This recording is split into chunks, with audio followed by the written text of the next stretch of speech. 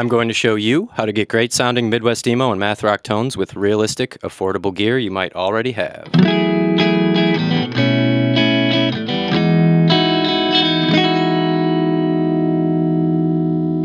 So if you want authentic math rock and Midwest emo guitar tones without spending a fortune, this is the guide for you.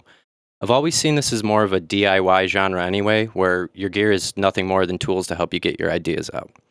So if you have something like a Fender style amp, then you already have a great head start since clean headroom is your friend here. However, I'll be using this little orange micro dart to show that you can squeeze these tones out of anything. All the tones are recorded with an SM57 on a 1x12 cabinet loaded with a Celestion Creamback speaker. Okay, so I'm on the middle position for pickups and I have the coils split on my humbuckers to simulate a single coil sound. But you can use full humbuckers, the neck pickup if you like that better. It's all about preference. Remember, if it sounds good, then it is good. You want your tone to inspire you. The last thing you want is your tone causing option paralysis, so don't overthink it. Now with your amp gain set clean, this gives you a great platform to use your tools or pedals to sculpt your tone. The volume knob will come in especially handy if you're working with a one-channel amp. You can roll it back to clean up your tone. Okay, so I'm going to show you what pedals we're working with right now.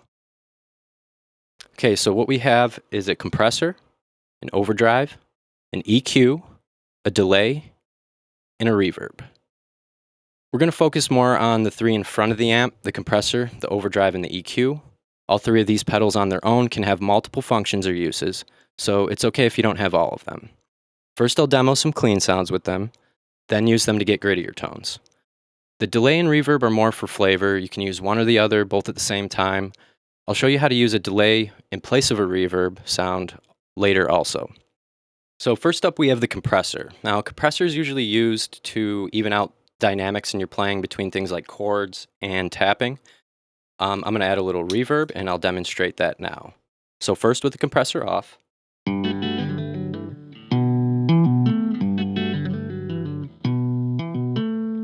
Now with it engaged.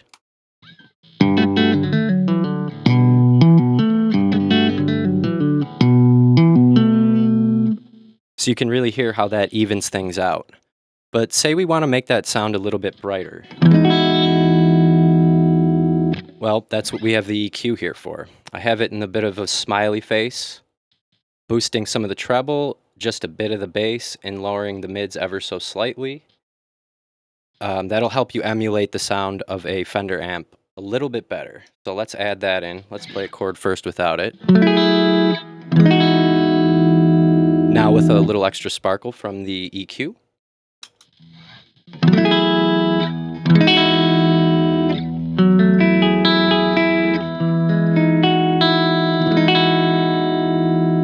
But let's say you don't have an EQ pedal.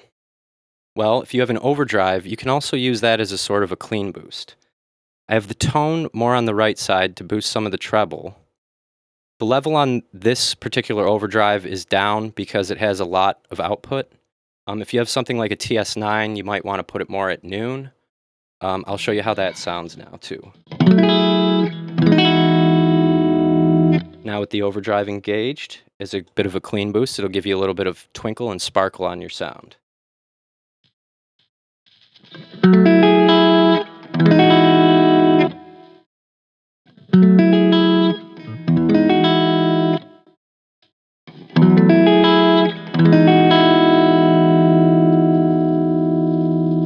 So my point is, some of these pedals are interchangeable. You don't necessarily need all of them to get a good sound. You can use just one of them. I'm going to show you how to get a squishier sound from your compressor if you're looking for more of the tone out of it instead of just evening out your playing. And for that, we're going to want to set the sensitivity a little higher, the attack a little lower or faster, and I'll show you how that sounds.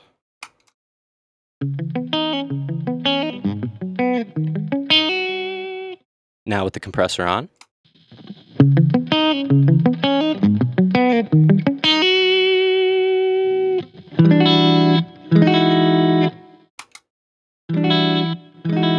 So you can really hear how it's squishing the tone and giving you that squish compressor sound. The only thing you'll have to be careful with about the compressor is it doesn't play well with the volume knob. So if you're trying to turn down the volume with the compressor on to clean up your tone, it's not going to work out as well. But other than that, it's a useful tool, as I showed you, to even out your playing or get you that squish compressor sound if you're looking for that. And one more thing about the EQ is it's in front of my amp right now, but you can just as well put it in the effects loop to shape the tone of your amp more than the tone of your guitar. Keep in mind, you're going to have to move these a lot less because it's going to be more sensitive if it's in the effects loop. So as you can see, it's really not that hard to get clean tones out of just about any amp and a few pedals. So now I'm going to show you how to get more overdriven tones. I'm going to keep the amp set exactly the same and only use the pedals to get the drive out of the amp. So the obvious choice to start with is the overdrive. All I'm going to do is take the tone back to the middle so it doesn't clip any of the high frequencies too much, and turn up the gain a little. And we'll see how that sounds.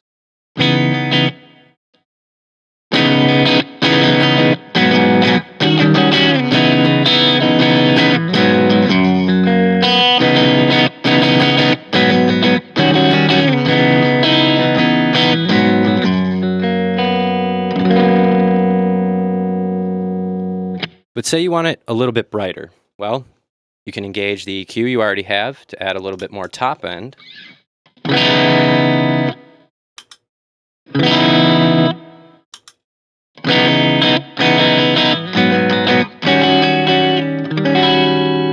So that's very sparkly. If you don't have an overdrive pedal, you can use an EQ for an overdrive. And we'll just have to change a few things here, where I'm going to boost the mids. Not so much the bass or the treble, just in the middle, maybe cut some of the treble. And we'll see what we get from that.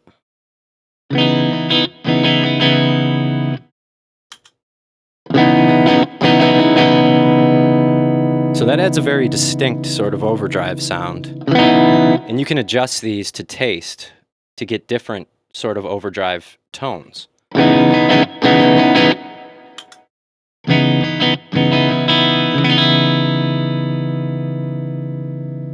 You can use both of these together and boost the bright with the overdrive and use the EQ as an overdrive.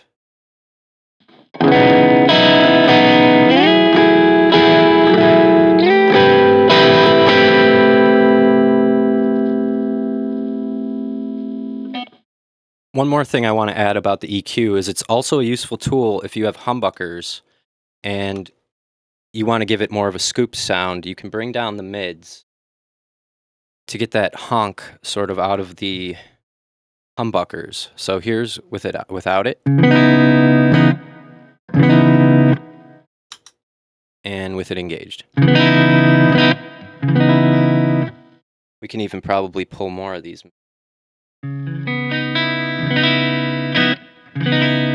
You get sort of a single coil sound from your humbucker. You can hear how that's much muddier than without. Now the last thing I'd like to quickly show you is if you don't have a reverb, you can actually use a delay in place to emulate the sound a bit.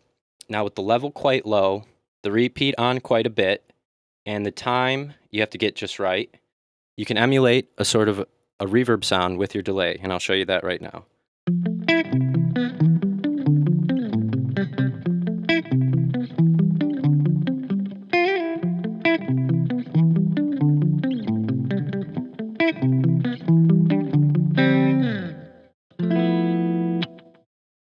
Compared to the reverb.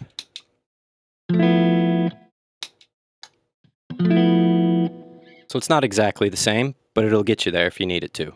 So there are just a few simple ways you can get math rock, twinkly, sparkly tones out of just about any amp and a few tools. If you made it this far, thank you so much for watching. Leave any comments with suggestions. I read them all. And I'll see you in the next one.